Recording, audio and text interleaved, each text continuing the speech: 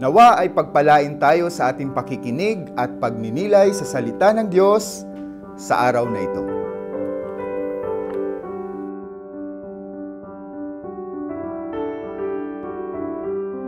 Ang mabuting balita ng Panginoon ayon kay San Mateo. Noong panahong iyon, sinabi ni Jesus sa mga tao, "Ang paghahari ng Diyos ay tulad ng kayamanang nakabaon sa isang bukid.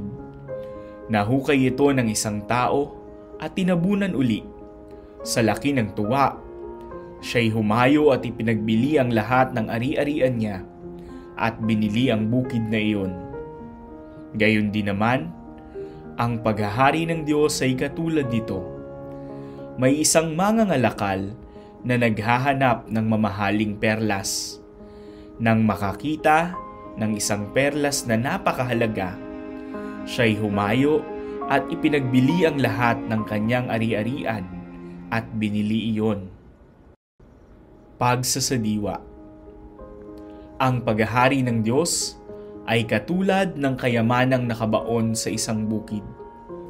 Kung may mga taong handang isakripisyo ang lahat para sa makalupang kayamanan, nalilipas at mawawala din naman, gaano pa kaya kung ang kayamanang nakataya ay ang ating kaligtasan at ang kaharian ng langit?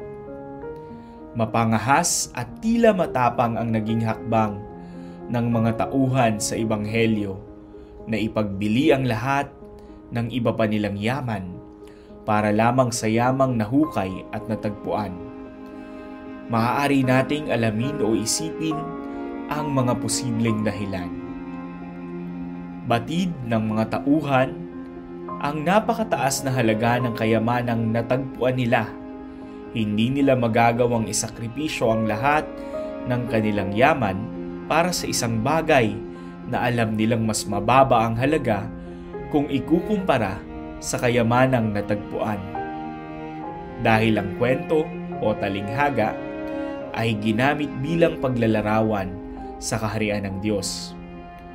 Kung tunay nating kinikilala ang kahalagahan ng kaharian ng Diyos bilang isang pinakadakilang yaman na kailangan nating hanapin, magagawa din nating talikdan o talikuran ng anumang yamang lumilipas alang-alang sa Diyos, na tanging makapagbibigay ng kaligayahang hindi kailanman maibibigay ng anumang makamundong yaman.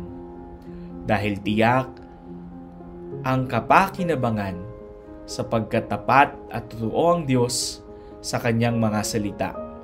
Hanapin mo muna ang paghahari ng Diyos at ang lahat ay ibibigay sa iyo. Ito ang pangako ng Diyos sa mga naghahanap sa kaharian ng Diyos bilang pinakadakilang yaman.